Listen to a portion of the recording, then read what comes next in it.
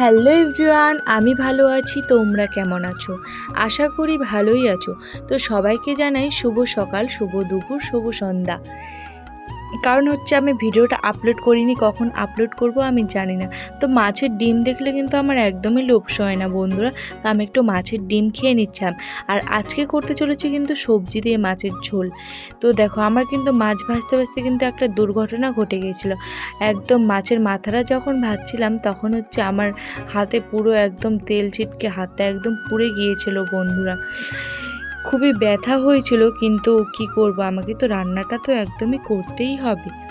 তারপরে কিন্তু দেখো, আমি একটু লঙ্কার গুঁড়ো ইউজ করে নিয়েছিলাম তরকারিতে, কারণ কোনো রকম আমি শুকনো লঙ্কা ইউজ করিনি। আর এই দেখো, নামানোর সময় একটু গরম মশলা ইউজ করে নিয়েছিলাম, কারণ গরম মশলা না দিলে কিন্তু একদমই তরকারির স্বাদ আসে না। কিন্তু এই দেখো, আমি কিন্তু চান করে নিয়েছি।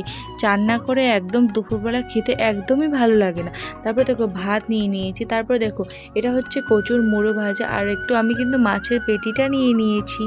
দেখো, মাছের পেটি দিয়ে আর কচুর মুড়ো ভাজা দিয়ে লেবু চুটকে কিন্তু দারুণ টেস্টি লাগছিল খেতে। তো বন্ধুরা, টাটা, দেখা হচ্ছে আবার নেক্সট ব্লগে।